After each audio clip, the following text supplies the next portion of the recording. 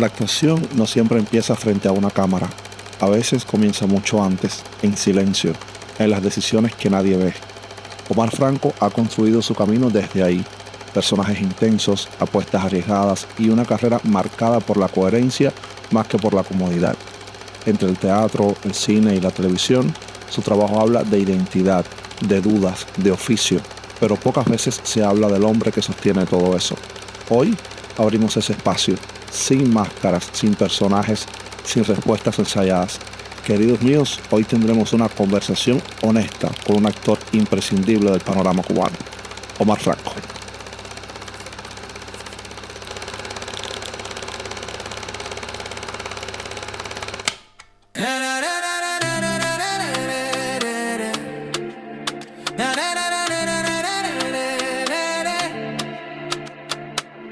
Las luces se encienden, la magia va a empezar. Historias guardadas que hoy van a hablar. Un viaje en el tiempo nos van a regalar. Momentos de gloria, secretos y memoria. 100% verdad, 100% pasión, 100% la vida en cada canción. 100% risa, 100% emoción.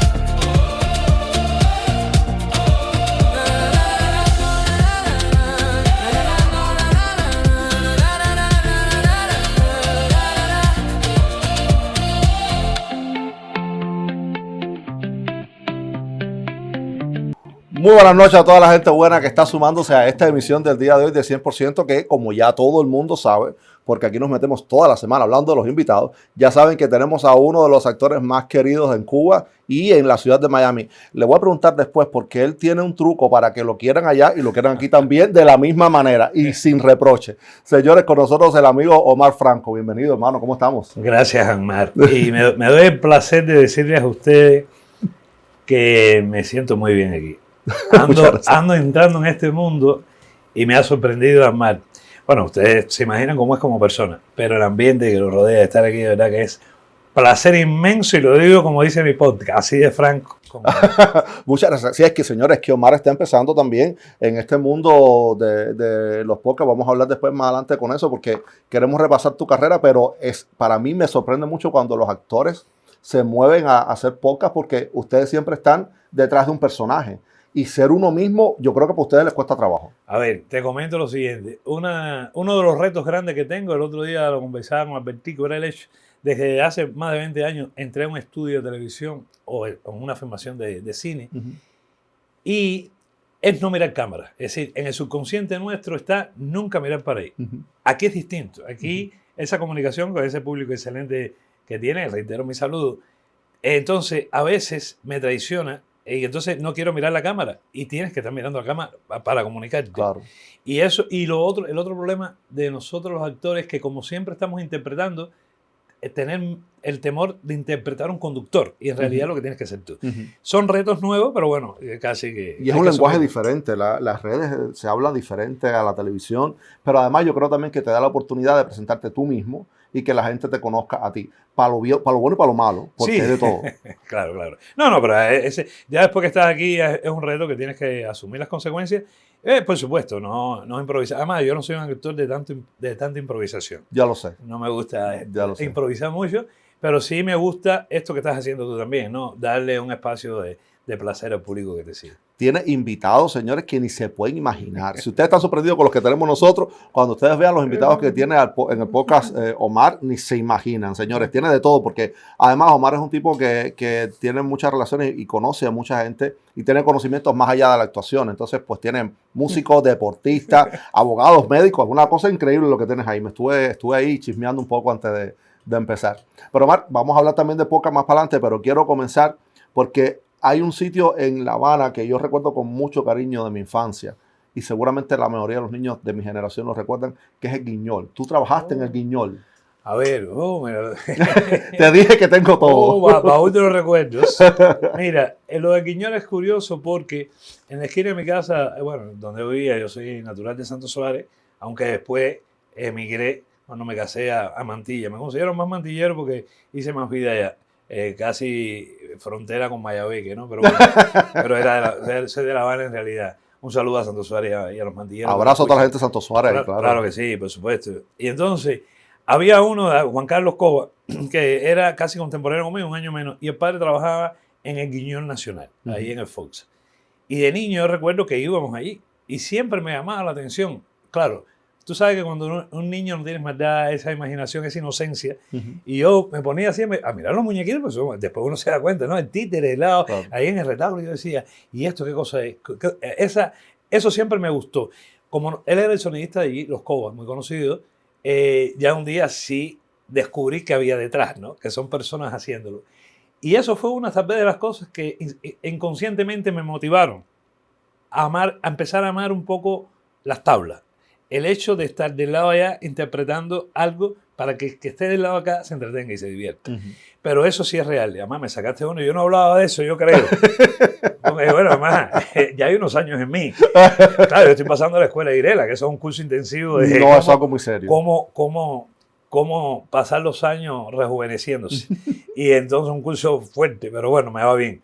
Y entonces era un niño prácticamente, yo no creo que llegaría a los 10 años, pero eso siempre me motivó y es algo que tengo en las neuronas ahí escondido que sí fue un motor impulsor también para mi carrera. ¿Esa fue la primera vez que tuviste un teatro en el Guiñol? ¿Fue? Sí, sí. Básicamente yo pienso la primera vez que vi un teatro fue así como niño, entrar y verlo. Eso sí, los asienticos vacíos porque entramos antes, porque el padre era el sonidista y tenía que llegar antes, pero siempre estaba del lado acá, yo nunca estaba del lado del escenario. Y entonces después ya, bueno, todo ese protocolo que lleva, se abren las cortinas y verlo, cuando uno es espectador... eso es mágico, cuando uno es un niño es mágico. Es otro mundo, sí, es otro mundo, sí. Y ese mundo, ya te digo, verlo allí, me gustó tanto, a partir de títeres, fue impresionante. Y cuando descubrí que los títeres los movían, no me desilusioné. Dije, esta es la magia, claro, de hacer arte, ¿no? Eso. Qué bonito. Yo tengo muy buenos recuerdos de Guiñol, de cuando nos llevaban. Yo fui de la última generación, yo creo que llevaron a los niños al teatro, porque ahora teatro infantil se hace muy poco, salvo La Convenita, yo creo que es lo único que hace en Cuba. Pero eso a los niños les crea recuerdos muy bonitos y también los ayuda a encaminarse dentro de la vida. El teatro enseña mucho. Tú eres un actor básicamente de teatro. Sí, yo empecé y lo primero que hice fue una obra de Ignacio Gutiérrez, un dramaturgo que se llamaba Llévame a la pelota. Estaba en el PRE, dirigida además por Francisco García, Pancho García, que fue Premio Nacional de Teatro, ya fallecido, pero bueno, le agradezco ese ABC que me dio en ese comienzo. Y entonces ya una obra con carácter dramático, ¿no? Es la obra de los dos muchachos que van al Estadio del Cerro. Que igual, es la historia del Cerro, a tirarse del estadio y demás. Muy bien, ella. Y ahí fue donde yo hice por primera vez una obra de teatro. Recuerdo que Ulises Todavía con lo que yo hacía en el mismo PRE, un brindis por el Somos, me acuerdo. Estábamos en este. Y ya después, cuando llegué a la universidad, empecé a hacer teatro del absurdo, de la comedia, con Otto Ortiz y con Luis Simpson. Pero era teatro del absurdo. Lo que pasa que entre los tres había vis cómica y empezamos a descubrir esta historia de hacer ya un humor de sala, pero esa obra que se llamaba La Guerra era muy interesante y un poco que también nos encaminó a ese mundo ya del humor escénico, ¿no? Que fue a lo que me dediqué después muchos años. Omar, ¿y qué tú crees que pasó en la CUJAE durante los años 80 que salieron tantos humoristas? Los ingenieros no son tan divertidos en ninguna parte, eso no va a pasar en Cuba. ¿Qué pasa en la CUJAE? ¿Por qué dio tantos humoristas ahí? A ver, yo diría, hay varias teorías, ¿no? Yo defiendo la siguiente. Las polillas del Huache, no sé si, bueno, se dedicaban en su joven a otras cosas. Nosotros, como teníamos muchos números en la cabeza, tal vez el placer fue irnos a las letras, ¿no? Entonces, aparecieron muy buenos escritores en toda esa época de los 80 y en esa década. Y entonces también la CUJAE tiene una cosa, que la beca de la CUJAE era dentro de la beca. Y entonces no pasa como la Universidad de La Habana tenía las becas regadas, una en FTC, sí, no sé, Fimalecón, en Bahía. Sin embargo, ahí se concentraba. Y empezaron a existir unos festivales del humor universitario que las personas de provincia, sobre todo humoristas de provincia, recuerdo Villa Clara, que tenía mucha fuerza, Matanza, y se concentraban y empezaron a ir a la CUJAE, y el movimiento en la CUJAE empezó a subir, y era muy bueno, porque además era un momento, antes que llegara la no época prodigiosa de los 90 en Cuba, esa época del periodo especial, en que éramos grupos y nos ayudábamos mucho unos a otros. No es menos cierto que había una base universitaria de gente que escribía textos profundos. Yo creo que ese movimiento ya eso desapareció en Cuba. Yo estoy un poco ajeno a lo que se hace pero como movimiento no creo que haya surgido un movimiento más profundo en materia de humor que aquel que, por supuesto, hay que reconocer, Salamanca, Dormía Dios, Virulo, Conjunto Nacional de Espectáculos, Seña el Humor de Matanza, que eran como los núcleos. Eso eran como de hecho, las columnas de aquel movimiento. Nos y Otros, era tremendo grupo también. Es decir, había mucho, Pagola después surge, pero yo creo que sí, que la CUJAE, increíblemente los números nos llevaron a nosotros, casi que nos arrinconaron a hacer humor y a hacer reír. Escapándose a los números. Empezamos a escapar y los festivales eran muy buenos. El teatro es muy desagradecido en el punto de que solamente lo conoce la gente que va al teatro, que son mucho menos comparado con lo que has hecho en cine o en televisión. Y luego no queda tampoco. Claro. No queda cosa de esas. Pero nosotros tenemos cosas que tú has hecho en el teatro. Oh, ¿Recuerdas esto? Hasta donde mi inteligencia me dice que si tú mataste a la vieja a palo, a ti te van a matar a palazo también. Yo, pero qué violencia. Ahora, no, ahora, coge. ¿Con qué te voy a dar? Coge. Violencia ahora.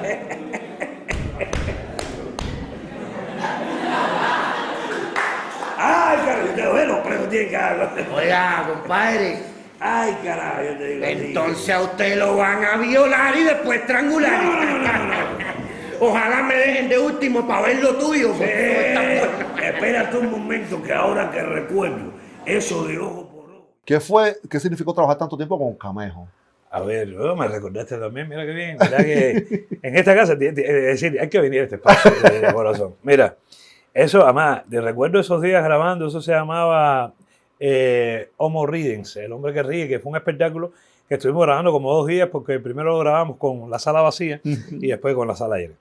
Y esto es un número que se llama Los Presos, que es de Aramis Quintero, uno de los mejores escritores, que era de la Seña Humor de Matanza y anda por Chile, de los grandes del humor cubano.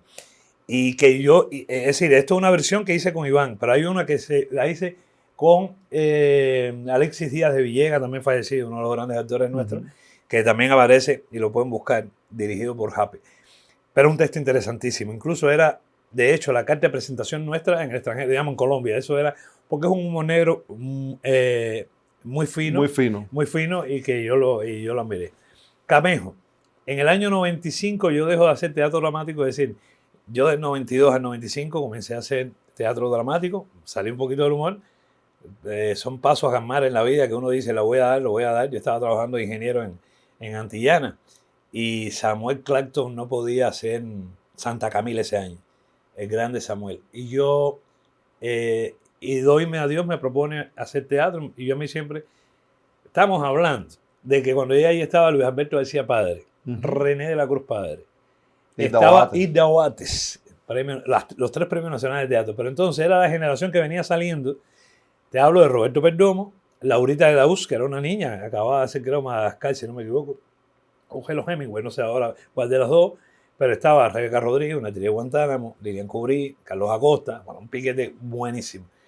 Y me dice un día Armando Suárez el Villar, al cual sí le debo mi gran... Yo dije el ABC con Francisco, el resto del abecedario hasta donde se puede llegar, me lo proporcionó a mí Armando Suárez el Villar.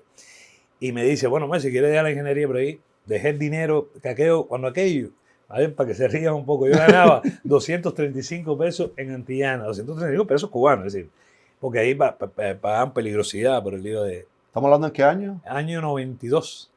Y yo me fui para aquí por 130 y pico. Pero mira, y fui a contracorriente porque fue en el año 92, Omarito tenía 1 año, ya periodo especial, muchos ingenieros se estaban moviendo para lugares que estaban, donde se lucrara más, pero son de las cosas en la vida que uno cuando mira para atrás dice, ¿qué pasó? Porque ahí aprendí a hacer teatro.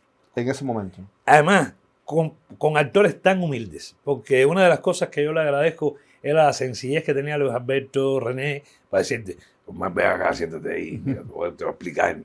Además, yo oyendo la voz que había habido tanto en televisión, y de momento que él fuese un maestro en la escena, ¿no? Conmigo, o cualquiera de ellos, ¿no? Y yo agradezco mucho ese momento que di, y del cual no me arrepiento. Recuerdo cuando mis padres eran más condescendientes conmigo, ellos se enteran que yo voy a dejar de ser ingeniero, por el teatro, sabemos son los padres, después de 5 años, Marlene, mi esposa, Omarito tenía 1 año, y Omarito sabe, bueno, Marlene, lo voy a hacer, y no me arrepiento. Y en esos 3 primeros años, tú sabes que me dediqué, como se dice, a la búsqueda, ¿no? A buscarme, a hacer clown, payaso para niños. ¿De verdad? 3 años. Qué difícil. Sí, pero qué agradecido también. También. Trabajar con los niños es una de las cosas maravillosas. Entonces hacíamos una excelente actriz, Jamie Cruz, que está en Huesca. Allá estuve también con ella una vez de visita y siguen haciendo teatro. Jamie Cruz, ella es de ENIT, de la Escuela Nacional de Instructores de Teatro. Y empezamos a hacer un show para niños, de payaso. Yo era Traquimaña y ella era Soñolín. Yo hacía magia de esas básicas, ¿no? Pero creamos un espectáculo muy bueno. Y durante esos 3 años, que fueron los años en que yo perdí dinero por el trabajo mío, claro, lo compensé con hacer eso. Y como tú dices, qué difícil, pero qué bien también. Sí. Porque era la alegría de hacer reír a los niños en sus cumpleaños o en fiestas infantiles. Y a la vez, por supuesto, me remuneraba, ¿no? Que los niños cuando te quieren, pero cuando no te quieren, no te quieren. Así mismo es. Es complicado. Trabajar con Luis Alberto García Padre, que es una...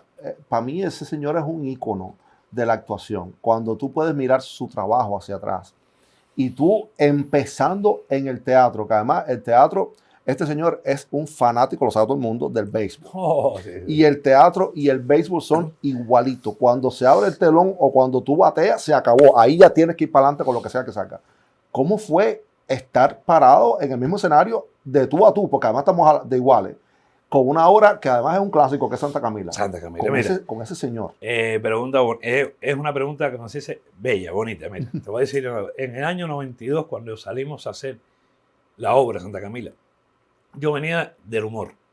El humorista tiene, cuando sale al público, además yo tenía que salir, yo digo que yo soy de bulto, yo para nada soy bello ni feo. Yo soy de los que tienen que actuar. Y me escondía siempre detrás de una máscara. No, hay humoristas de mi generación que sí salían y de que salían ya era la risa. Pero yo tenía que salir y me di cuenta de eso siempre con un personaje. Fuese un guagüero, fuera un gerente, fuera un preso, lo que fuese. Pero yo no tenía eso de salir y ya la gente está riéndose. Entonces, cuando yo hacía humor, cuando yo iba a hacer teatro dramático, ya había estado haciendo humor mucho tiempo.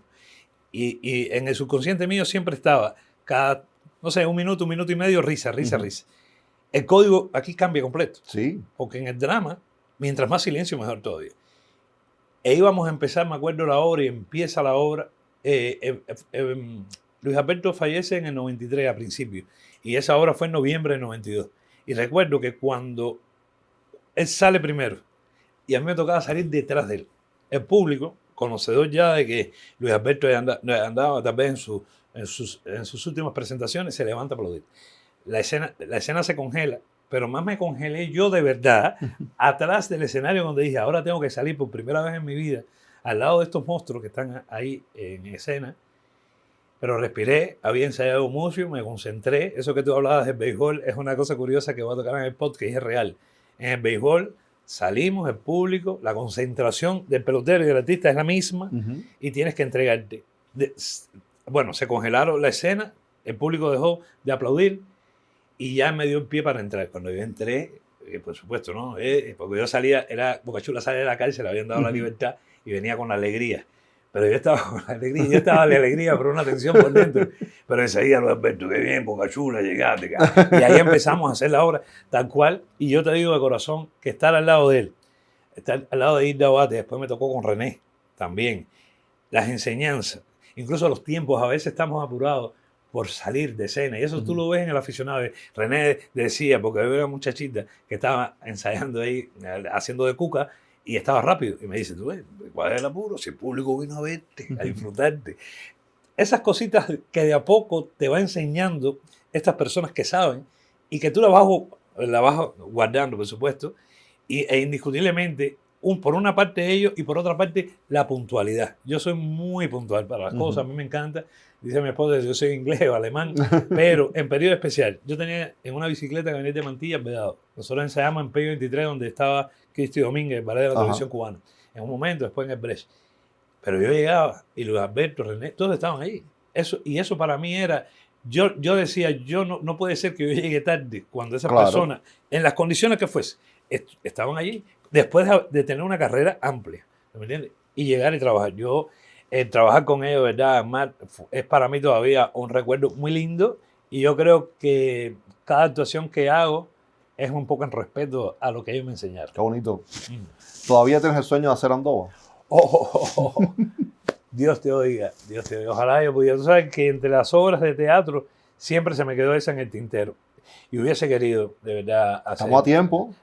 No, ya no. ¿Todavía tú puedes hacer Andoba? No, pero no. Bueno, sí, con el curso iré la de ser más jovencito. Pero además, de los que más disfruté de Andoba en teatro, pero también Andoba una vez para que tú veas lo que es la vida, y se lo digo a los muchachos que quieren hacer teatro. Yo soy empírico, yo no pasé por la pirámide de formación artística de Cuba, que es muy buena además. Además tengo grandes amigos egresados allí. Un día voy al Fausto, de ahí en Prado y Colón. Y yo estaba en el balcón, es decir, ahí hay platea y balcón, ¿no? Está la platea. Y yo estaba mirando y yo me quedé yo estaba en la universidad cuando que yo estaría en el 88, ya hacía teatro universitario, pero de humor, de comedia, no eso. Y a mí yo me quedé tan encantado con esa apuesta.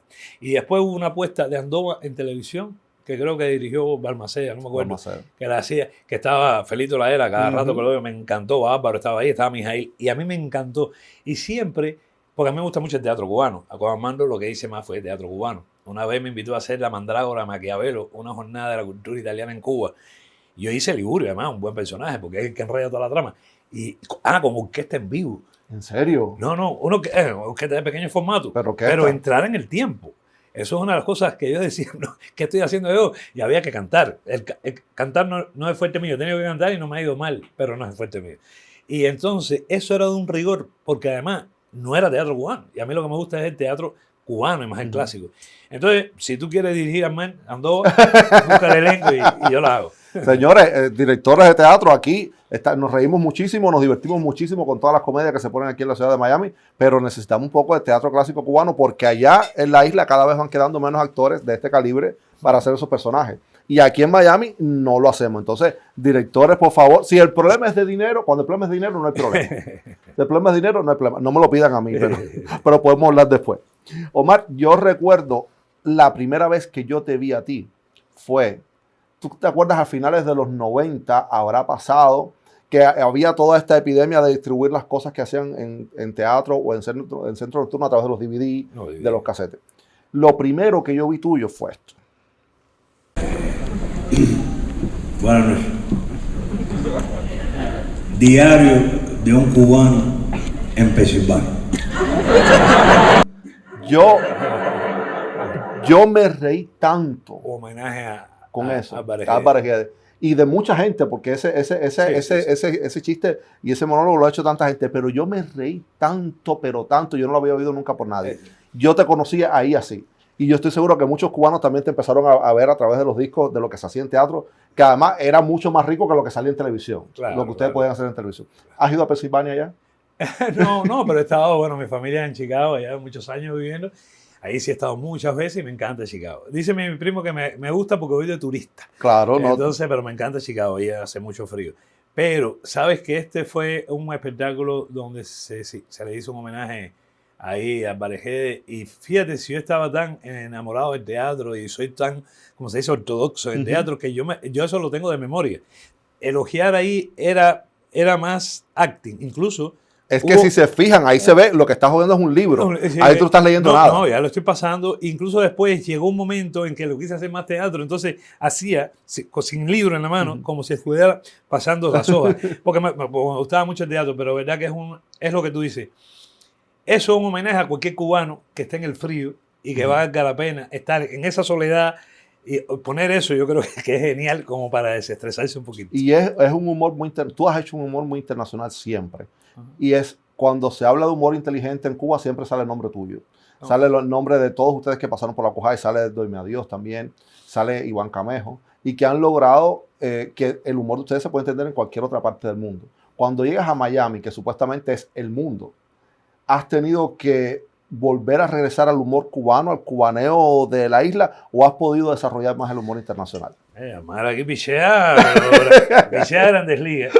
Mira, primero, a ver, vamos a la primera parte para que el público entienda. Yo recuerdo, primero Cuba es muy atípica, ya no solo porque es isla, que está aislada, sino que vivió con mucha tipicidad, incluso con hispanoparlantes de este lado del mundo. Hay cosas en Cuba que no se entienden. El humor parte de la referencia de lo que tú conoces.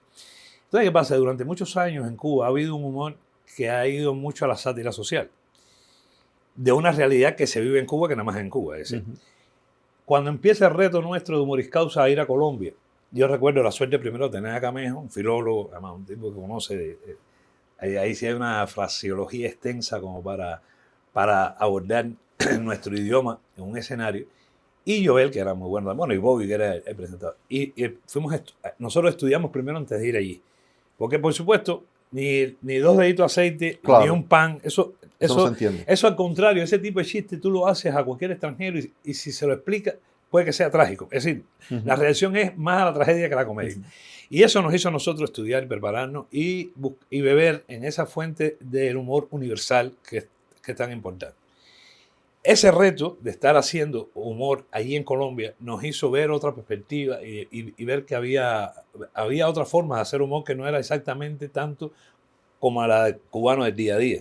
Por supuesto, agradezco muchísimo porque el complemento a nosotros los actores y los humoristas cubanos es el público nuestro y hay que darle, por supuesto, lo que a ellos les gusta. Cuando vengo para acá, ya claro, vengo ya con unas cuantas millas caminadas en el humor y hay cosas interesantes. Muchos cubanos que están aquí, de los que llegaron hace mucho tiempo, cuando llegas aquí tienes un diapasón de opciones que no la tiene el cubano en Cuba. El cubano siempre ha vivido muy restringido. Es decir, lo que me dan es esto, ¿no? No sé, en la época mía, te digo, detrás de la fachada, San Nicolás del Peradero, después vinieron los otros espacios de humor. Bárbaro. Pero aquí, de hecho, el cubano nunca, las opciones para el cubano han sido... ¿Cuántas veces un cubano recién llegado tú lo invitas a una licorera? Hay 20 tipos de cerveza. Y tú le dices, ¿qué cerveza quieres? Nada, la que tú quieras, la que tú quieras. Esa onda de escoge tú. La que me toque. La que me toque. Yo no cerveza, pues, es 20. Y ya es entendible. Porque has vivido siempre alguien dándote lo que tú tienes que ver. Pero aquí hay muchos cubanos que llegaron, sobre todo al principio, hace 50, 60 años, que cuando llegan aquí tienen un diapasón de posibilidades de ver humor. Y uno también tiene que ser práctico. Llegas con un personaje o con una carrera que te conozcan y la vas a explotar, porque es así también, ¿no? Porque sabes que eso es un público cautivo tuyo que haciéndolo, claro, adaptando la historia a esta realidad. Que entonces hay cubanos que están en Cuba y no entiendo lo que dicen, ¿no? Porque es que esta realidad es otra. La puedes mezclar con un poco de Cuba, pero ya el que vive aquí otra realidad. Y entonces un poco, digamos, el mismo personaje de Ruperto, que es el que más conocen, el que me hizo a mí muy popular, es ponerlo en esta situación, con la misma filosofía de su vida, pero adaptarlo aquí. Y por otra parte, bueno, decía, es muy inteligente. Yo creo que a finales de los 80, 90 hubo un movimiento muy interesante, tal vez un humor un poco diferente, que pienso yo que no existe como movimiento ahora mismo en Cuba, por la misma situación que hay en Cuba. Porque además, aquel movimiento el gobierno no va a dejar que salga, porque era un movimiento que cuestionaba mucho desde lo artístico, pero que cuestionaba mucho la realidad. Y entonces, y además, hoy en día, ¿qué tú puedes hacer allá si ya hoy por mucho? La realidad siempre ha superado la ficción, pero ahora la supera con mucha más razón de lo que tú puedes decir. Entonces, llegar aquí a Mar es también tú reinventarte por donde vas a seguir haciendo reír, y el humor es muy complejo. Sí. Yo, a ver, se lo digo yo desde mi modestia de estar en el movimiento hace muchos años. Yo le puedo decir a Mar, bueno, a ustedes, busquen en los últimos 50 años 50 humoristas. Nosotros que somos humoristas nos cuesta trabajo llegar. Y estamos hablando de 14 millones de cubanos entre Cuba y el mundo entero. Es una cosa que lucra. Con los cubanos tú puedes hacer dinero. Y sin embargo, 50, yo te puedo llegar a 30, yo que estoy en el mundo. Y ya de ahí para allá, claro, aquí influye mucho que te vas a quitar los que tal vez tú no tengas empatía con él. Pero ya de 30 para allá voy a ir en descarte. Está de difícil. gente que es muy difícil. Está difícil. Hacer humor cuesta mucho trabajo. Por eso cada risa que uno logra sacar en el público uno tiene que agradecerla cada día.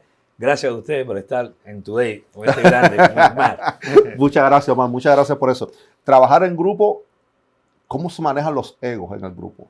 Porque los humoristas, señores, estamos hablando que a veces el humorista, yo escribo, Y tú actúas nada más. No, yo soy el escritor. Y yo dirijo. Y yo hago la apuesta. ¿Cómo se manejan los egos en los grupos humorísticos? Porque los de música sé que son complicados. Me lo voy a llevar para los Dodgers, para la temporada que viene, de pitcher. Porque está pichando, pero que te está dándose gusto. Aquí hicimos la tarea, Omar. Aquí hicimos Sí, la tarea. sí. Mira, es complicado Sí. el tema. Y por supuesto, desde la ética voy a abordar mi respuesta. Primero, decirles algo importante. El humor es uno de los pocos géneros en el arte escénico que no tiene escuela. Normalmente somos empíricos. Es decir, con los humoristas pocas veces en las claras ya pueden decir no, porque la revolución tú te hiciste. No, el humorista no. El humorista como humorista, no. Eso no existe. Es decir, normalmente todo es empírico y se van uniendo los grupos. Grupos al fin, y más de cubanos, que a veces el freno del ego y el freno de la autosuficiencia no se logra controlar. Pero yo tuve la suerte, primero de estar con los hepáticos en la universidad, era un pequeño grupo, porque en un grupo hay disímiles personalidades, también va por ahí. El talento también está limitado, pero además en grupos de doctores, de médicos, de arquitectos, es decir, los niveles. Digo, es que no te puedes creer que estés aquí y estás aquí. Sí. ¿Tú me entiendes? Porque normalmente el que está aquí casi nunca piensa que está aquí. Pero el que está aquí a veces sí puede pensar que está aquí. Y eso sí te crea un problema interno a nivel de grupo, ¿no? Yo, y lo he dicho en otras entrevistas, yo no soy escritor. Escribí 2 pequeñas piezas teatrales. Recuerdo estando en la universidad. A mi gusto, bien, para empezar no estaban malas, pero no es lo mío. Yo siempre he dicho zapatero a tus zapatos. Yo interpreto, por supuesto. Ya te digo, hay que bailar, yo bailo, ahí sí me defiendo bastante. Hay que cantar, yo canto, pero no es lo mío. Lo mío fuerte es actuar. Y si es detrás de un personaje, mejor todavía. Le cogí el gusto. Y entonces, a partir de aquí, con Armando Suárez del Villar, cuando él estaba haciendo Santa Camila, recuerdo que un día regañó porque se estaba improvisando en una escena. Y dijo, aquí no se interpreta. Esto lo escribió José Ramón Brenes. Y lo que escribió Brenes es cómo se hace. Fue un regaño a su forma, pues Armando era, cuando se ponía a regañar, regañaba. Y desde ahí no sé si fue que yo empecé a respetar mucho a los escritores. Y no es menos cierto que eso es un don, de la misma forma que a nosotros nos toca interpretar. Los escritores tienen un don, el cual hay que respetar. Entonces, por eso yo siempre digo, lo mío es fuerte, es actuar. Y gracias a Dios he tenido en mi camino buenos textos que he logrado interpretar. Han sido buenos textos y unas interpretaciones aceptables o buenas también. Y eso se une. Pero cuando quieres hacer todo, es decir, mientras más abarca, Poco aprieta. Poco aprieta, ¿tú me entiendes? Entonces, yo en eso sí he sido bastante consecuente y por suerte además he tenido la posibilidad de tener muchas posibilidades de interpretar. Porque a veces cuando te limitas, porque no puedo interpretar, bueno, me voy por aquí. Claro. Pero ese mundo está copado. Voy a cantar, voy a pintar. No, yo por suerte, hasta ahora con la actuación, he podido avanzar bastante y no me he metido en ese mundo. Pero eso que tú dices, claro, vuelvo a decir con ética, los egos en este mundo hay que ponerle su freno, porque al final en un grupo, cuando hay sentido de pertenencia con lo que estás haciendo, lo mejor es poderse entender y saber cada cual en qué lugar está. Y eso unido es lo que da resultado, porque al final el público lo que consume es ese producto que tú das. Exactamente. No, ¿Qué significó el 11 de septiembre de 2015 para ti? Tú estuviste lanzando la primera bola en un estadio aquí en los Estados Unidos. ¿Dónde fue? ¿En Chicago? Bueno, sí. A ver, bueno, un recuerdo muy lindo. Has dicho que es de los mejores momentos de tu vida. Sí, yo diría que es de los mejores momentos de mi vida. Mira, imagínate que te gusta el béisbol y de momento te den la posibilidad de lanzar la primera bola en un juego entre los White Sox de Chicago, de donde es mi familia, y contra los Twins de Minnesota. Eso fue en el Warrington Wright Field, que es el estadio de los White Sox. Y entonces yo recuerdo, yo estaba en ese momento en Chicago con mi familia y Pito Abreu, el gran Pito Abreu, un saludo donde quiera que esté, me invita a tirarla. El día antes, el día 10, bueno, voy a contar un pedacito porque a la gente le gusta el chisme. Claro, claro. Me dice a mí, Pito, mamá, primero ven el día 10 a mi casa a comer y ya, a comer y hablamos un rato. Ya. Era para compartir. Y le digo a mi primo que es ciudadano americano hace muchos años, le digo, oye, Pito Abreu, me dijo para comer allá, así que vamos para allá. Y él me dice a mí, pero yo me quedo abajo, porque mi primo nunca pensó que él podía estar compartiendo con la primera base. Además, ese año Pito fue novato del año. Y llegamos allí. Yo, una de las cosas que disfruté fue, de hecho, de mi primo, la alegría que tenía de estar al lado de Pito. Yo a Pito lo conocía de Cuba. Y estar conversando con él. Y al otro día, 11 de septiembre, casualmente, aniversario de las Torres Gemelas, yo llego al estadio y, bueno, me mandaron un carro que yo en mi vida me voy a comprar. La gente lo hizo. Porque además, curiosamente, no sé, ya me lo han dicho, tal vez yo sea el primer cubano que viviendo en Cuba... Lo eres. El primer cubano que vive en Cuba. Lanza una pelota en un estadio de Grandes Ligas. Exacto, fue así. Sí, Escrito, tú estás escrito. Está escrito ahí. Entonces, bueno, lo cierto es que cuando llego allí, los marines, porque hicieron una ceremonia para el 11 de septiembre, aquello lleno de marines por todos lados, y me bajan, ¿no? Porque tiene que estar en el terreno. Veo a Alexis Ramírez, que también estaba en ese tipo, pero además, yo respirar todo aquel ambiente, aquella hierba, ver aquella hierba tan cerca, aquella tierra de un estadio que uno ha visto tanto por televisión, en el momento de tú estar allí, pero además que vas a lanzar la bola. Entonces hago así, y bueno, estás en el momento ese que estás como entretenido, me dan la bola, en realidad hoy se tiran como tres. Había un señor mayor, no sé qué era, una muchacha que tiró ahí la pelotita, pero yo ahí, y Pito me dice, tú vas a llegar, ¿no? ¿Cómo no vas a llegar? Y además el honor porque él, esa ceremonia solo la había hecho con Mini Miñoso, además, Salón de la Fama del Béisbol Cubano, y que me dio la oportunidad a mí. Y yo, bueno, ahí, mira cómo está, agarrar la pelota como si fuera mentira, y verdad que se la lancé bien. Y luego, bueno, mis primos, mi primo con su esposa y demás, nos fuimos ellos tienen como unos cubículos que están ahí en el estadio, que son de ellos, lo alquilan para tener a los invitados, muy bien, y después salimos, la alegría de mi familia, pero el otro día en el periódico, el Sun Times, que es un periódico de Chicago, cuando ganan The Game Face, es la cara de juego, la que escogen para el periódico era esa. Cuando en casa de mi primo ven el periódico, además unos cuantos periódicos compraron, me los regalaron, y para ellos era una sorpresa, pero para mí era mucha más sorpresa. Mira, Marco, ¿qué decirte? Yo esa noche prácticamente no dormí, por la alegría de haber estado en un terreno tirando una pelota, invitado por un gran pelotero y tal vez un poco representado a los que son fanáticos del béisbol y que también les gusta el arte, ¿no? Fue un día, ¿verdad? En esa época Cuba estaba de moda, era todo muy rosadito. Yo creo que es el periodo más rosado que hemos vivido en los últimos 20, 30 años. Chanel desfilando en el Prado, Obama aterrizando allá, Madonna celebrando sus 50 años allá en la guarida. Estaba muy de moda y tú está puesto en los libros ahí cuando tú vas a los sitios web de la Grandes Ligas. Tú has sido el único cubano que residiendo en Cuba ha lanzado una primera bola en juego grande. Sí, ahí se dio también, a ver, después que pasan los años me dicen, es decir, porque alrededor de esta historia habían personas que estaban cerca de Pito que, por supuesto, tú le dices a los White Sox, más va a tirar la bola, pero te revisan a ti. Claro. Además, un 11 de septiembre. Claro. Y por esa parte me dijo, no, tú escapaste, la White Sox te revisaron, eso no hubo problema contigo, pero no solo eso, sino porque yo había ganado cuando los premios. Y eso también fue, de hecho lo dicen en el estadio, cuando tú vas a lanzar la bola, hablan de los dos premios, uno que había en Puerto Rico, el de Nueva York, y eso también te daba un aval, igual que se meten a ver quién tú eres, por supuesto, ¿no? Pero a mí, después fue que yo caí en esta historia de ser el primero, ¿no? Pero el honor de tirar una bola en un juego de las Grandes Ligas, que es una ceremonia que desean tantos norteamericanos que de momento tú llegues, eso para mí fue... Es que tú y el béisbol lo que tienen es pasión. Sí, más o menos. No, es pasión. Tu primer unipersonal se llamaba Strike. Oh, Strike. Strike. No, pero Amar hizo la tarea. Yo me imagino que Amar... No, pero Amar, él conoce de mi trabajo, pero es que la ha hecho... Y la ha encadenado muy bien. Strike. Tu primer unipersonal fue Strike. Muchos de tus personajes tienen que ver con el béisbol. Ruperto le fastidió la cabeza un pelotazo.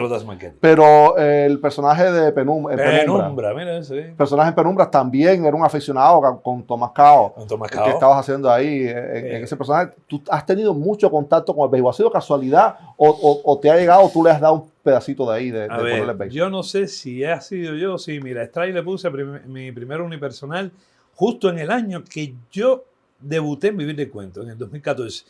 Y entonces quise hacer mitad Omar, que igual lo he seguido haciendo aquí, mitad Omar, mitad Ruperto. Y le puse Strike. por eso mismo, ¿no? Además, porque era un pelotazo. A partir de los honrones de Marchetti. Ahora, ¿qué cosa curiosa con Penumbra? Penumbra del noveno cuarto es la obra de teatro de Amadito del Pino, que la dirige Doime, 2004. Yo pienso que esa fue mi obra del antes y el después en teatro dramático, porque no menos cierto que tuvo muy buena aceptación del público y de la crítica.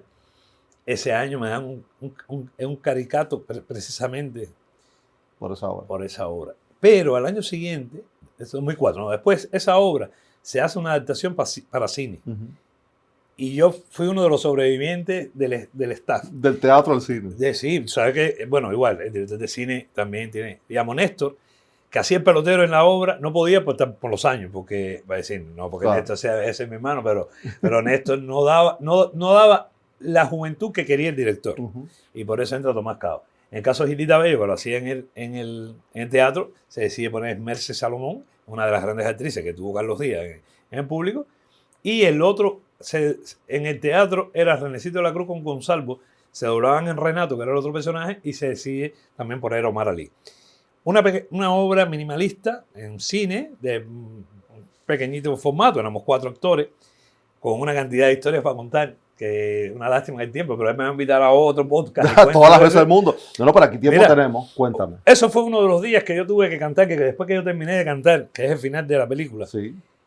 yo dije, esto hay que doblarlo y poner a un cantante a cantar esto, porque además era cantos de la religión yoruba bajo un aguacero a las 4 de la mañana, aguacero fingido esto de manguerazo. De manguerazo, papi. Yo decía, ¿y esto qué cosa es? Y arriba de eso, Omar, dale, canta.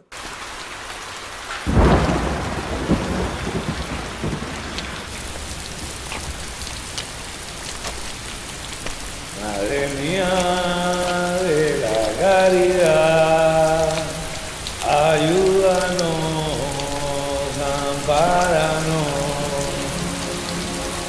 Madre mía de la caridad, ayúdanos, ampáranos.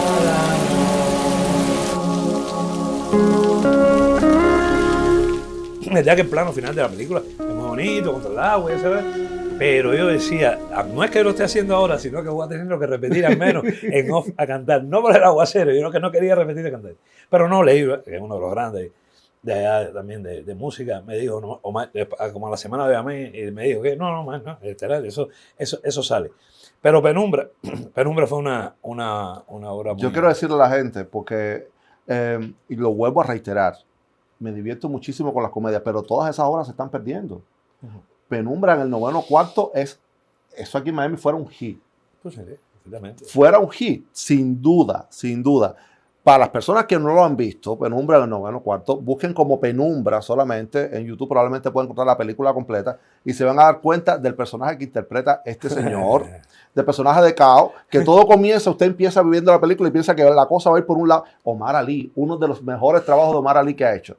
Uno piensa que la película va a ir por un lado y termina haciendo un canto a la esperanza. Esa Claro, película es un muy canto bien. a la esperanza. Muy bien, has retratado así esa, porque fíjate, yo recuerdo después en el Festival de San Juan, Puerto Rico, habían 650 películas, Penumbra va a competir y 7 premios allí. Entre todos ganamos 7 premios. Bueno, tuve el honor del premio de actuación del festival, pero la historia como tal, yo creo que es un premio Amadito a rayarla, porque tienen que verla. Es un expresidiario que tienen que ver la película porque cae preso y en la cárcel lo que lo hizo salir un poco de esa cárcel de la mente fue el béisbol. Y están trabajando de posadero en una posada, que era lo que le daban casi a estos expresidiarios. Va allí un pelotero del equipo industrial, pitcher, con su amante, y ahí empieza la historia que Akmar no se lo va a dejar para que la vean. Pero es lo que dice Akmar. Va por un camino que tú piensas que va y no es por ahí. Y es una película de valores. Y para estos tiempos es genial. Y todo eso está enmarcado en el pleno periodo especial, porque todo sucede en Penumbra, en apagón. De hecho es blanco y negro porque es Penumbra. Sí, sí. Yo he revisado mucho de tu trabajo, te imaginas, mucho de tu trabajo. Y he disfrutado muchísimo de tus trabajos. Pero uno de los que yo ha sido más duro de ver fue Pablo. Oh, Pablo. Miren, las personas que no saben qué cosa es Pablo, miren esto. Rogelio, mira, tú lo que eres un descarado, ¿tú me viste? Espérate, ya explicaste. Oye, oye, oye, que estás oyendo, espérate. Oye, oye, quédate. Mira que está cayendo un aguacero que no se ve nada. Oye, que yo no tengo nada que hablar contigo. Vete. Ya, Rogelio, y ya no tenemos más nada que hablar. Atiende, ¿qué te pasa a ti? Te he dicho que cuando te pares, te paras. No te vuelvas loca. Mira, Rogelio, yo te vi, oíste, y tú me fallaste, me volviste a fallar, y eso sí que no te lo perdono, ¿me oíste? ¿Tú sabes por qué tú dices eso?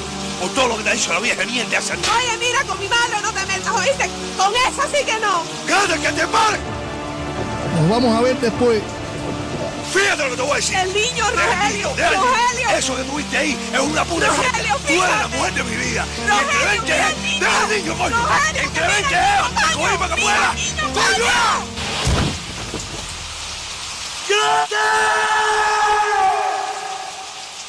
Qué película más fuerte, Omar. Qué fuerte. ¿Cómo uno se arregla el cerebro después de haber interpretado a un personaje como ese? A ver, una vez más me maravillo de cómo vas encadenando esta historia conmigo. ¿Tú sabes por qué? Porque mira, Pablo para mí significa, el otro día yo le decía a un amigo, yo le decía, tú sabes que a veces el hablar de Pablo, porque es verdad que la película, el premio Nobel, y él me decía, más pero la gente quiere que tú hables de eso, porque además es un premio. Primero, yo no soy de premios, ni soy de premios, ni de evaluaciones, pero no es menos cierto que hay que respetar porque he sido parte jurado. Entonces, cuando tú empiezas a despreciar los premios, Claro. y más allá del premio, la película, me toca ir a Camagüey, nada más y nada menos, el otro de La Habana que fue Aramis Delgado, el gran Aramis Déjame Delgado. hacer una aclaración. Este es el primer y único largometraje que se ha filmado en Camagüey, con solamente 2 actores profesionales, tú y Aramis. Aramis. Con todos actores locales de Camagüey, que además eso tiene un valor inmenso, porque luego la gente dice, bueno, pero las actuaciones no están al mismo nivel. No importa, los pusieron a ellos al mismo nivel de ustedes. Y además con una historia acerca de la violencia familiar, que uno piensa que está tan lejano a uno, pero cuando uno ve estas cosas, uno dice, espérate, es que la vida es más fuerte que cualquier ficción que uno pueda hacer. Mira, ahora se me unen 20 cosas a decir que yo no he dicho mucho en público. Primero, el tema, muy interesante, la violencia familiar. Yo recuerdo cuando nos llama, empezamos a grabar y hubo un momento, como los 15 de grabación, que Aramis y yo teníamos la duda, porque como dice Akmar, grabar fuera de La Habana es un reto. Es que solo lo saben mucho los que están tal vez en el mundo del cine, porque cuando hace falta la luz en La Habana, vas a y la busca, pero allí el problema de la luz exacta, del sonido exacto, eso se enredó un poquito al principio. Y además porque era ópera prima no solo para el director, era casi para todos los que estaban ahí. Y entonces fueron armando rompecabezas, bueno, finalmente salió. Bueno, de lo que tú dices de la violencia. Ese muchacho que está ahí en pantalla, bueno, el que vieron, Javier, ya hoy un hombrecito, ya tendrá 20 y pico de años, era como un hijo mío. Yo me gané muchas frases malas de muchas madres por la actitud allí. Y les comento algo curioso, también no lo he dicho mucho en público. Cuando en Nueva York, esa noche me dan el premio un 20 de junio de 2013. Me acuerdo que estaban jugando primero baloncesto, los Heat de Miami contra los Spurs de San Antonio, que ganaron esa noche. La NBA la ganaron, ese campeonato fue de los Heat. Yo estaba más pendiente cuando estaban dando los premios de back que lo que estaban dando. No, curioso, porque era un danés, un argentino, un ruso, creo un americano, y era yo. Yo no dije nada. Omar está hablando los premios. No. Premio a mejor actuación secundaria en un Festival Internacional de Cine de Nueva York. Sí. Porque él está hablando como si fueran los premios del Festival de Cine Pobres Ibarra. No. Festival Internacional de Cine de Nueva York. No, verdad, tiene una importancia tremenda, pero yo, fíjate, el premio mío, cuando además yo voy directo a Nueva York, yo no paso, yo saco de Cuba la oficina, cuando voy a la oficina, va a mi casa, usted está invitado. Yo fui, es unas cosas del dolor del gobierno cubano, pero yo no salí ni por UNIAC, el Ministerio de Cultura. Directo. Fue directo, fue mi primera vez que estaba en Estados Unidos. Más curioso, porque además yo estaba cuando aquello más atrás que un cordal. Y era bueno, ahora te cuento. Vayamos por parte, como dijo Jack el Destripador. Entonces, ¿qué pasó con esto? Llego, bueno, el premio mío era estar en Nueva York. Un festival de cine, tú te imaginarás que yo, en Nueva York, yo no voy a estar todos los días en festival. De hecho, estuvimos el día de la inauguración, porque es un protocolo, todos los países. Y entonces ese día pusieron The Little One, una película sudafricana, que a la postre fue la actriz ganó el premio de mejor actriz femenina. Después estuve cuando se presentó Pablo, que tenía que estar. Porque, y delante de Pablo pusieron Los Amores de Pancho Villa, una película mexicana muy bonita, pero tenías que esperar Los Amores de Pancho Villa, Pablo, muy buena aceptación, y después la última. Entonces, tú te imaginas, estando en Nueva York era Parque Central, Claro. y el puente de Brooklyn, lo crucé de Brooklyn para Manhattan, todo. Además, vivir en Nueva York, que además a veces es como el déjà vu. Sí. Es increíble. Nueva York es una experiencia. Y uno la conoce tanto hasta que cuando uno llega nada le es ajeno. Perfecto. Uno lo conoce todo. Es muy así mismo, ¿no? Y entonces ese día de final yo tenía, eso es otra cosa que casi no he comentado, yo hacía 17 años no veía a mi prima en Chicago. Y entonces con su esposa y los hijos íbamos a una sorpresa esa madrugada del premio, volaba yo a Nueva York a Chicago. Entonces estaba pensando más en todo ese, tú sabes, cubano, ¿no? La pacotilla de Nueva York, entonces montarla, ¿no? Y recuerdo que tenía hambre en Nueva York el día que salí esa madrugada para Chicago, entonces me quedaban $200, un desayuno $16. Le dije, pero ¿y esto? No, pero el hambre se mata con comida, no hay otra forma. No hay forma. Gasté ese dinero, me di el gustazo y muy bien. Y la sorpresa de ver a mi primo y entregarle el premio. Yo, Aramis mismo Delgado, uno de los grandes actores al cual yo admiro muchísimo, y él me decía, él que ha hecho papeles de malo, cuando terminamos, o ya en los últimos días de la filmación, me decía, man, ahí hay un buen personaje. Yo decía, Aramis, acabas de hacer un buen personaje. Bueno, tanto me metí yo en ese personaje que llevo a La Habana a mi hijo, Marito, podía haber tenido 12 años, estaba algo en la computadora que tenía y yo le respondí, como si le estuviera respondiendo al niño, porque se te queda. Yo me metí tanto en esa historia, en ese personaje, que eso para desintoxicarse a veces cuesta trabajo. Y entonces las reacciones mías al principio de llegar a la casa eran más con el personaje. Como Rogelio. Como Rogelio. Y era increíble que el niño me decía, cógelo suave, bájale 2 rayitas. Sí, quítale 2, ¿viste? A esas actuaciones que eso no es así. Pero indiscutiblemente ha sido una película que... y otra cosa curiosa, esto que está haciendo Ahmad de preguntarme, cuando me dan el premio en Nueva York, ¿sabes qué? Bueno, todo cámara pregunta, y él me dice, bueno, y en Cuba, ¿no? Me hacen la pregunta, ¿y en Cuba estás haciendo otras cosas que haces en Cuba? Yo le digo, no, allí estoy, bueno, básicamente con la comedia, el grupo humorístico. Y le dice, ¿cómo que comedia? 2 me preguntaron, ¿pero cómo que tú haces comedia? Porque ellos, sí, para ellos yo era ese actor de carácter que hacía ese tipo de personaje malo, y más nada, ellos no, habían 2 que no concebían que yo hiciera comedia, ¿tú me entiendes? Es que cuando tú miras tu carrera, te das cuenta del diapasón tan amplio que tú manejas de registros actorales, porque tú puedes hacer, señores, si usted no ha visto Pablo, les advierto primero que deberían ponerlo con cartelito adelante. Es una película dura, jodida, pero jodida. Y los personajes malos, negativos, vamos a decir, no malos, tienen ese, siempre estás como en una cuerda floja, que te puedes ir a la caricatura, o te puedes ir a la exageración, o te puedes ir al borde completo sin entender dónde está el problema de eso. Y este señor ha logrado bordar, él no lo dibujó, él no lo actuó, él lo bordó, ese personaje, para que tú lo odiaras, que te dieran ganas de vomitar cada vez que ese hombre le hacía cosas chiquitas. No, pero además, yo voy a decir una cosa, además, no, porque además, por supuesto, vamos a hablar de mi podcast, en este he dicho cosas que no he dicho en mi vida, y que las estoy regalando, Además, no para enganchar, porque para nada. En una de las cosas, en mi podcast se va a hablar en un momento de escenas como esas tan fuertes, pero desnudo. Además, la única película en que yo actúo claro, no es a ver, déjame desnudo. Pero desnudo se mide. Es decir, estoy desnudo, pero las tomas no es tanto para mí como para la actriz. Pero que además que, bueno, otro día, en otro podcast, yo le hablo con más en otro podcast, no, en su podcast. En su podcast, él le va a contar todo lo que pasa atrás de esa, porque este señor está. La película es fuerte. Está difícil. Yo creo que fue creo que un homenaje a todos esos que luchan contra la violencia doméstica y la actuación del niño, sobre todo. También estuvo cosas curiosas. Eran 1000 películas las que estaban compitiendo. Se quedan 20 al final. Bueno, tú sabes, en Festival Van se queda Pablo y él estuvo entre los 10 prenominados. Lo que cuando dejaron 5, que era al final, no lo dejaron. No, pero él estaba incluso, estuvo en la historia del papeleo. Se habló en los prenominados. Tú sabes cómo son los festivales. Él aparece. Pero después cuando dejan los 5, no. Porque él hizo también una actuación muy buena. Un muchacho que al final las cosas de la vida, después fue a hacer las pruebas de Elisa.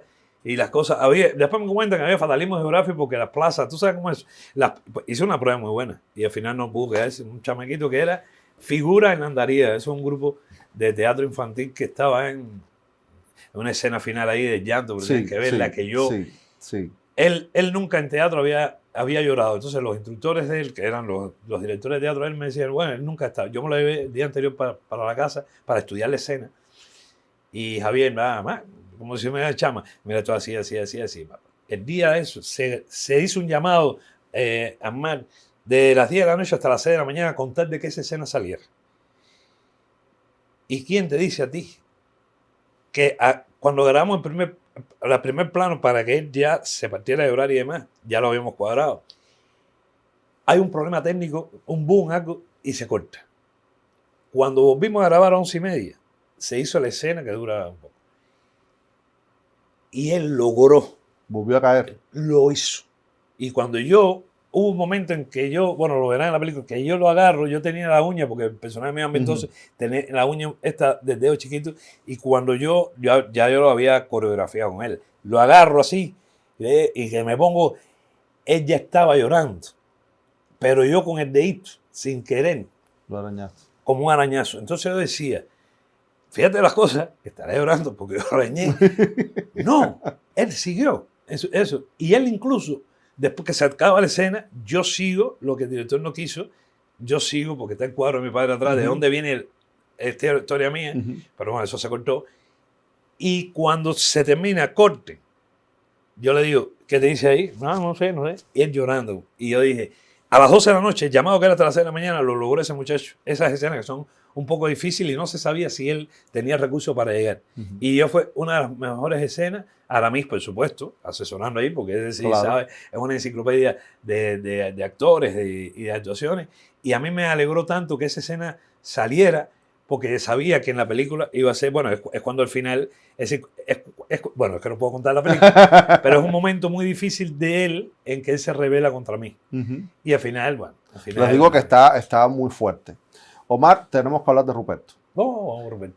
3 meses estuviste preparando Ruperto. Ajá. ¿Tú te acuerdas la primera vez que saliste en televisión como Ruperto? A ver. ¿Quién será? Si yo tengo que ir a ver a Ruperto un momentico, que ahorita no me da tiempo a ir a pescar. Va, un momento, por favor. Farándula. Mira quién te traemos aquí. Mira quién era. Vamos. ¿Quién tú traes, chico? ¿Quién traes? Al Rupi. Buenas tardes, mi viejo. Buenas. ¿Usted le puede decir a Pánfilo que Ruperto está aquí? O no le diga que aquí, es una sorpresa en la sala. Esto sí. Ruperto, Pánfilo soy yo, chico. ¿Tú no te das cuenta que Pánfilo soy yo? No, mentira.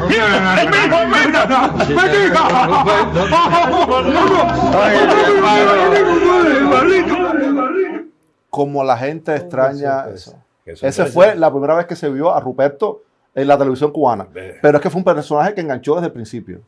A ver, vamos a contar. Ahorita, pero este programa está interesantísimo, no se lo pierda. Y si lo veo ahora, búscalo de nuevo para que lo vea al principio. Mira, le decía que el humor es algo complejo. Esto sí, lo he dicho en otras ocasiones. En 2013 ellos me piden casualmente que haga un personaje. Ya yo había estado en Vivir el Cuento invitado. ¿Te acuerdas que antes era, dice, un guagüero, una escuelita, que es otro de los capítulos buenos, y me proponían? Ese año 2013 fue el año mío de los premios, de los 2 premios, y de 4 cosas en cine. Las cosas de la vida, Omega 3, sí, haciendo Omega 3, Vestido de novia, que fue la ópera prima de Marilyn Solaya, que fue Vestido de novia de Marilyn, Bocachería de Arturito, También. de Arturo Soto, y La espuma del día de Timothy. Entonces, pero sí estaba pensando, porque me decía, Omar, es un personaje que cae en coma.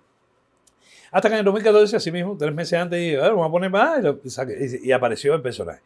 Y les digo algo, entrar en un piquete, como ahorita tocabas el tema de los grupos, y empezar a oscilar en esa frecuencia, porque fíjate, no es entrar en muchos actores, o no muchos, actores y comediantes que querían llegar al programa y quedarse, no les fue fácil.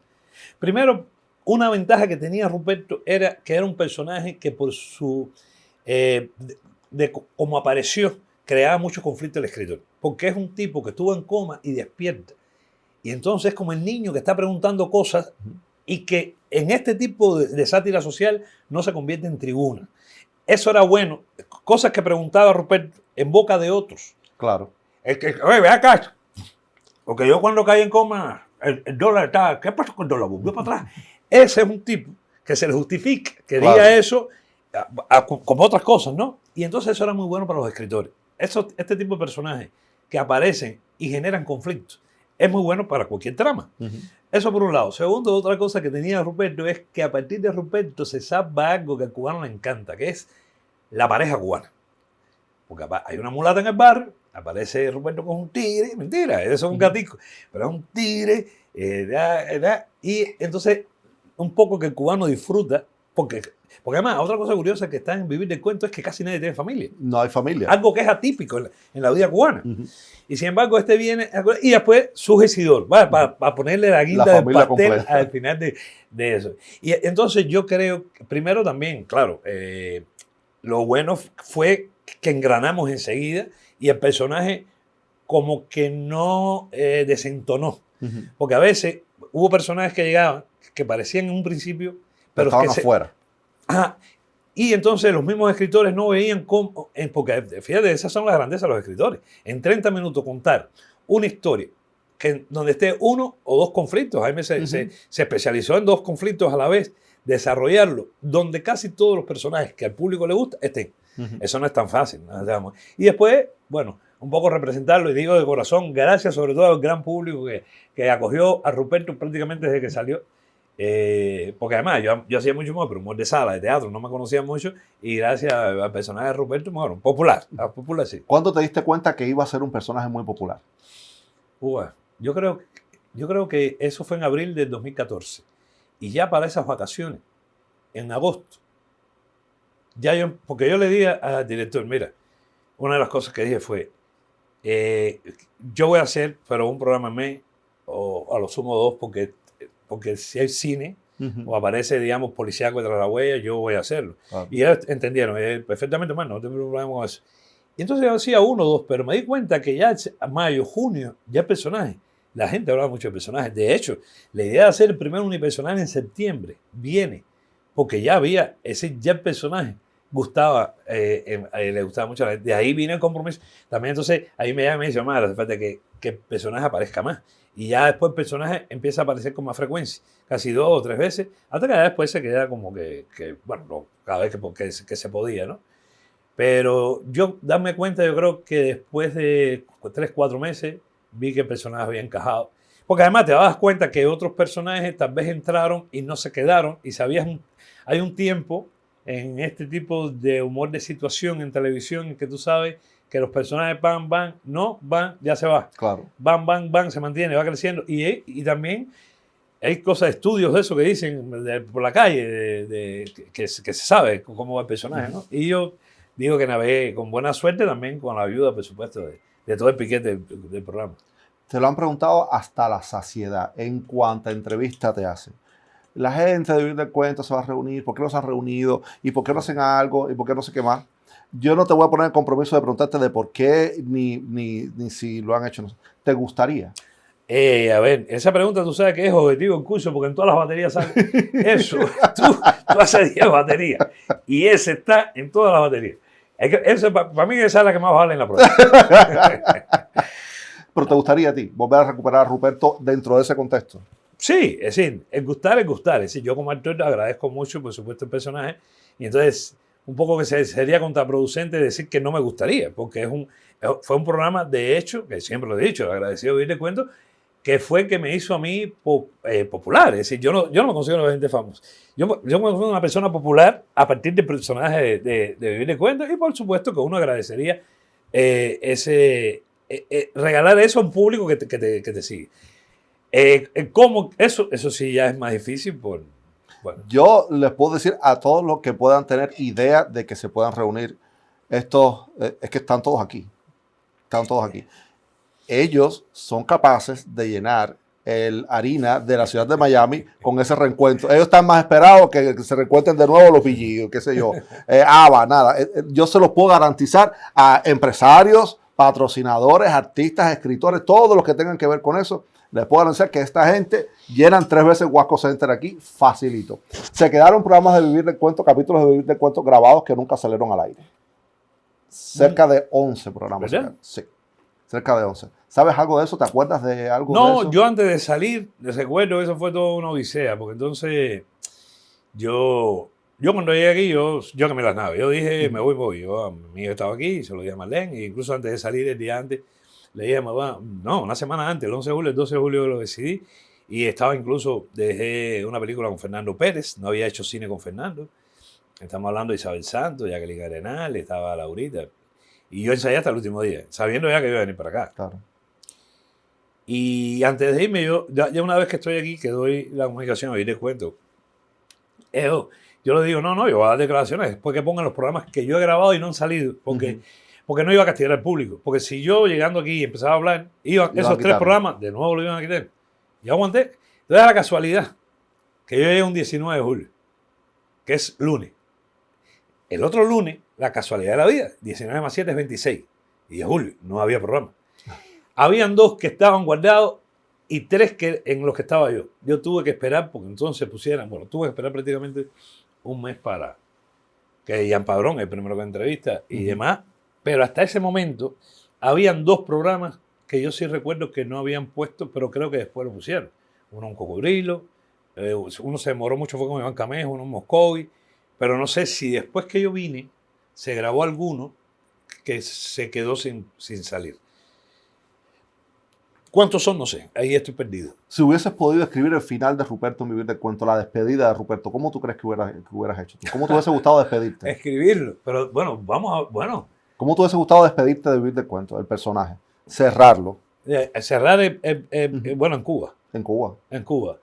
No, Ruperto, yo creo que ellos, no sé de quién fue la idea de la salida que le dieron, porque al final, tú sabes cómo es la cosa. Bueno, esta entonces fue el país, vamos a ver cómo lo hacemos, y me vuelven a poner en coma. Sí, eso creo que fue la salida que se le buscó.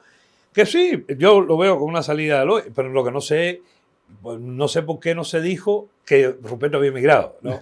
La historia no podía ser Ruperto emigró. La historia fue Ruperto volvió a caer en coma.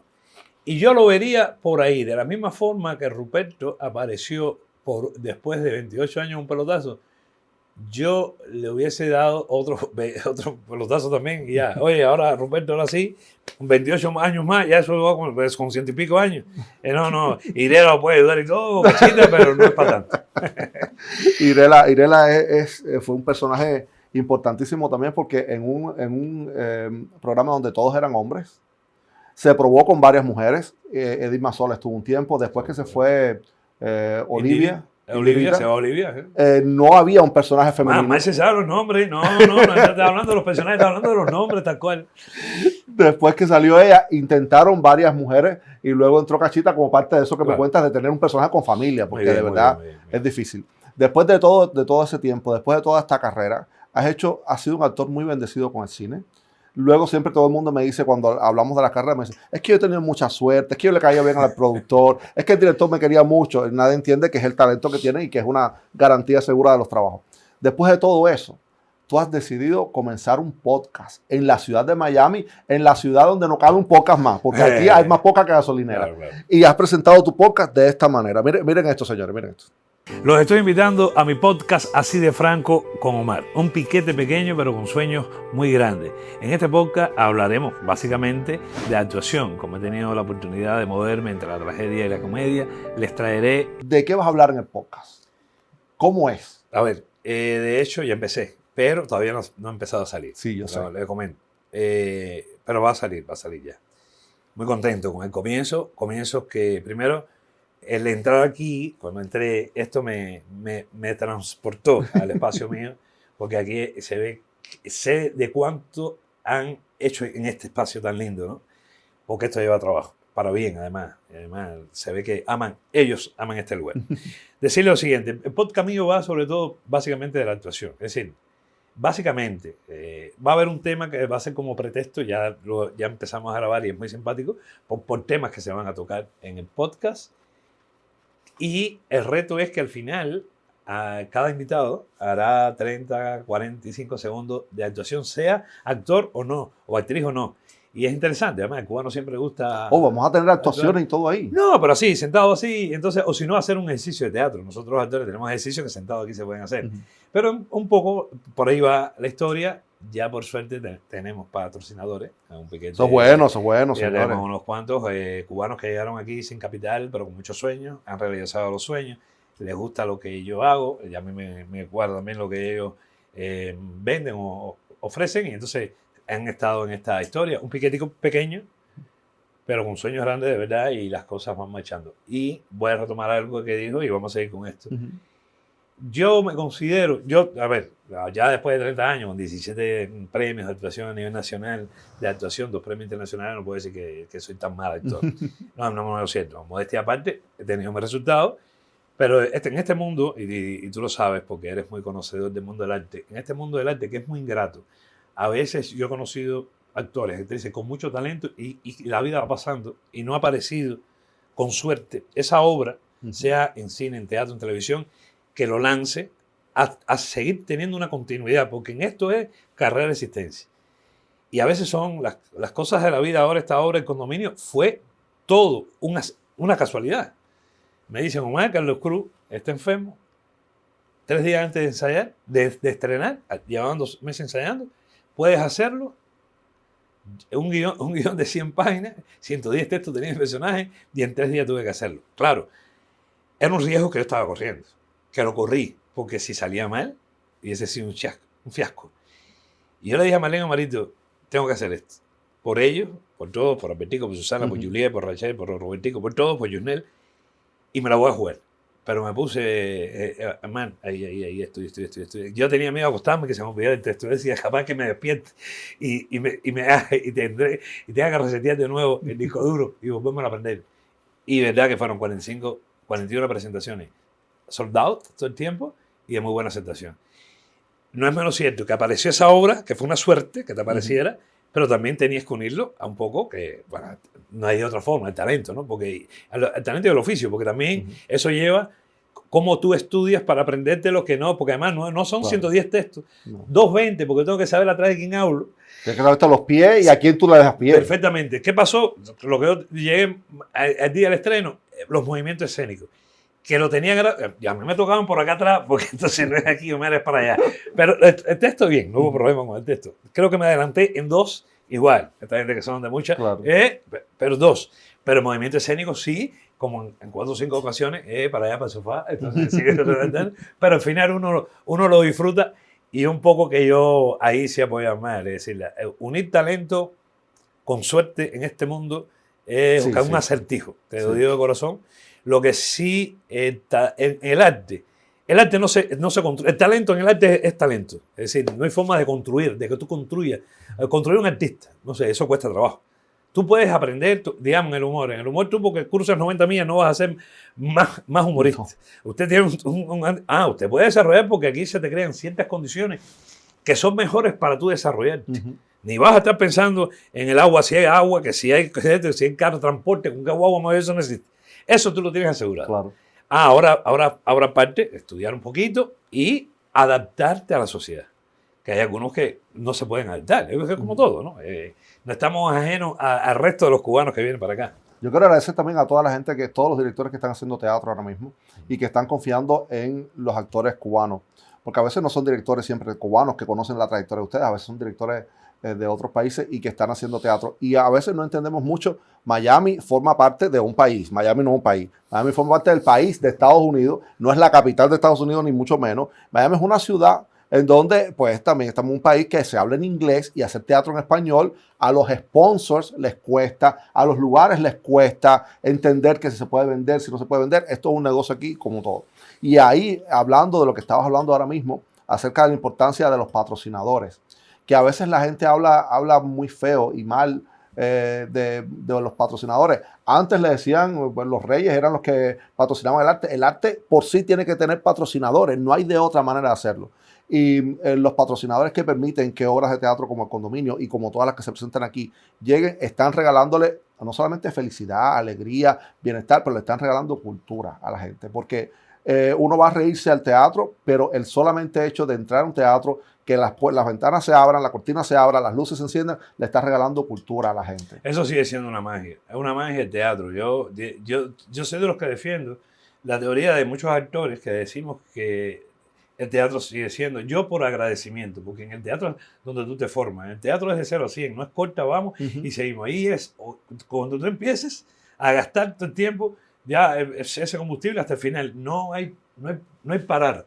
Y entonces desde que tú antes de abrir las cortinas estás del lado acá y estás oyendo ese bullicio de personas que decidieron vestirse y regalarte 3 horas a ti, porque en lo que salen, llegan, ven la obra, eso vale muchísimo. Y después esa conexión, esa química que existe entre el espectador y el artista es única. Yo por esa parte, y otro, lo de eso que habla de los sponsors, no, el podcast, ojalá y existan muchos, ¿no? La oportunidad, pero los sponsors son muy importantes. Son muy importantes porque un poco además es una colaboración. Claro. Es decir, a partir de nosotros le damos promoción a ellos un poco soportan también esto nuestro, ¿no? Y también le estás presentando a tu audiencia, a tu público, servicios o productos que puedan ser de interés para ellos. Estás ayudando a encontrarles el abogado en el medio de tantos abogados que tenemos aquí o el médico basado en la experiencia que tú tengas con ellos. Así que, pues, abrazo a todos los nuestros y a los de Omar también. Omar, ¿cómo llegas al podcast después de ponerte tantas máscaras, tantos personajes, hablar con la cara y la voz de otras personas, contar las historias de otras personas? ¿No te sientes como un poco desnudo ahí en cuero? Perfecto. No, llegó al punto. Una de las cosas que tengo que aprender es esto, hablar para la cámara. Hablar a la cámara. Que no estoy acostumbrado, es decir, no estoy acostumbrado, no. Bueno, de hecho, muy pocas veces, porque normalmente los que salen en los informativos están ahí, ¿no? Un meteorólogo, pero nosotros los actores nunca, incluso. Fíjate que lo que más nos dicen a nosotros es, mira izquierda de cámara, por el eje, todas esas cosas, pero nunca mirar el lente de la cámara. Y aquí, eso es algo de lo que me he tenido que ir adaptando, mirar allí cuando pueda. Eso, mira, hacía como 1 año, 2 años, ya me habían dicho, Omar, ¿por qué no hace un poco? Entonces, todo se fue enredando porque por suerte tenía trabajo y decía, no, si yo todavía estoy en esto, no, hasta que hace 3 o 4 meses tengo uno de los patrocinadores de 10-4 que asumió esto, es como esto, sí, hacer esto lleva no solo la magia de que la tiene Omar, sino todo esto lleva una mecánica atrás que es complejo, porque es luces, cámara, excelente luces tienen aquí, un diseño. Y entonces somos 4, 5 personas, ustedes son menos. No, usualmente durante los días de noticias somos 4 también. Somos 4. Entonces, y dijimos, vamos. Y entonces ahora estamos en el otro que es interesante, que es el contenido. Porque queremos llegar a los que nos sigan con un contenido interesante, que yo creo que uno de los valores que ha tenido también mi resultado ha sido que yo he interpretado personajes populares con textos interesantes. Fíjate, textos que no he escrito yo. Sí, yo lo he acomodado más bien al personaje y entonces ha dado una mezcla interesante, ¿tú me entiendes? Y eso es un poco lo que quiero hacer en mi podcast, no sé, que la gente me conozca, Omar Franco, pues además, mi vida, verdad que mi vida privada no es bastante tranquila, sí, no he podido indagar mucho. No, yo tengo cosas que me han pasado, ¿me entiendes? Que no ha sido pública, tal vez, no, pero este ha pichado hoy, que no me habían pichado en otras entrevistas. No me pongas en mala con los demás, que después me empiezan a tirar cosas. No, pero para bien, ha sido para bien y para el público me alegra que conozcan un poquito de mí. ¿Cómo se vive la distancia con Cuba? ¿Cómo se vive aquí? ¿Cómo vives eso? Sabes que el otro día igual hablaba con Marlene, le decía, yo de Cuba extraño sobre todo a la gente. Eso es lo que extraño. Hoy hay un fenómeno, te lo digo ya con familias cercanas, de celular, que increíblemente no es lo mismo con un abrazo, pero esto... mantiene cerca.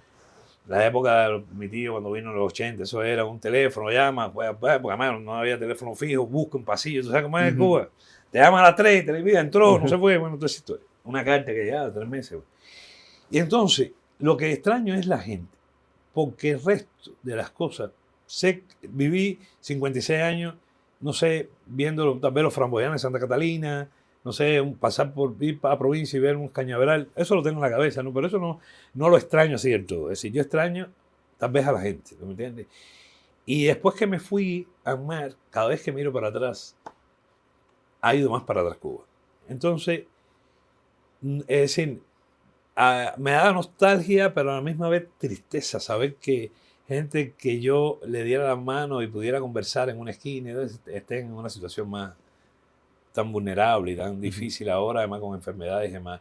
Créeme que he tenido la vida un poquito ocupada. Aquí también te la puedes ocupar, porque aquí la opción de entretenerte es muy grande y nunca me ha acorralado en una esquina la nostalgia por Cuba. Yo la quiero, agradezco por supuesto al público que me complementó mi trabajo como artista, pero no soy de los que anda llorando. Es decir, no soy de los que arrastra esa cruz de que una lástima, porque además yo lo decidí consciente de que iba a cambiar mi vida, ¿tú me entiendes? Y no puedo poner eso en el contrapeso de los esfuerzos que hago por ir adelante con mi familia, ¿no? Ya. ¿Sientes que le debes algo al público cubano todavía? Yo le debo al público cubano tal vez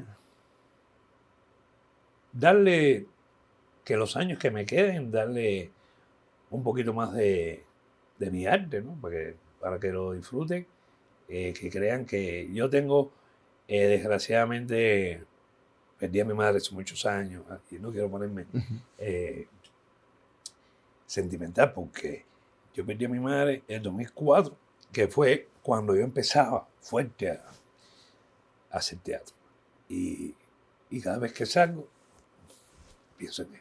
Así, a los cubanos, decirle que Omar Franco siempre va a dar lo mejor cada vez que salga a escena. Que los quiero mucho, a todos los que hicieron posible que Omar Franco fuera artista. ¿Tú preferirías que te recordaran los cubanos como el que hace reír o el que hace pensar?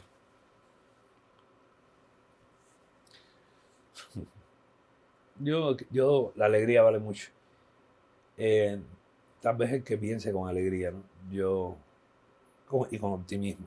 Es decir, me gustaría que la gente sí me recordara entre la risa y el pensar. Yo creo que pensar, aunque la risa valga mucho, pondría primero que pensaran mucho y que rieran también mucho. Pero primero pensar. Yo te agradezco, Omar, la generosidad que has tenido de contarnos tu carrera, de contarnos momentos importantes de tu vida, de dejarnos entrar un poquitico más allá de tus personajes y conocer a la persona que está detrás de eso. Y quiero agradecerte muchísimo por la capacidad que has tenido de alegrarnos y de ponernos a pensar durante tantos años. Es el oficio de ser artista, y yo siempre lo digo, es muy desagradecido, porque los artistas son de lo último que hacen. No importa que hayas hecho algo espectacular hace 3 años, si lo que hiciste hoy está mal, estás mal. Y siempre están en una cuerda floja de emociones. Ustedes trabajan con las emociones todo el tiempo, y el hecho de haberlo hecho bien o mal, pero estar siempre montado arriba de los trabajos no te permite recorrer hacia atrás lo que has hecho. Quiero agradecerte como cubano, como público de tu trabajo, todo lo que nos has regalado en cine, en teatro, en televisión, e invitar a toda la gente que no conoce, que no ha visto todo lo que ha dado Omar más allá de Ruperto, que por favor se acerquen a través de las redes, a través de los medios sociales, que se acerquen al teatro, que lo vayan a ver al teatro, y además que lo busquen en su podcast y se suscriban, porque además de todo lo buen actor que es una excelentísima persona que ya pueden ver. A ver, yo le digo algo primero, gracias a él, a su partner, a Irene en especial, también, porque es parte, y decirle que este momentico, y ni sé qué tiempo tenemos aquí, porque se me ha ido el tiempo, pero me llevó por un camino que justamente me llevó a emocionarme, porque supo hacerlo, porque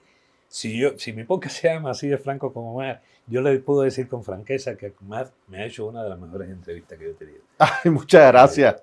Muchas gracias, Omar, de verdad. Mil gracias, mil gracias. Y ustedes no se vayan, que ustedes saben que esto no es televisión. Después de este podcast, aquí mismo en este playlist, viene otro capítulo con una persona tan querida como Omar Franco. Así que no se vayan, 100% siempre con ustedes.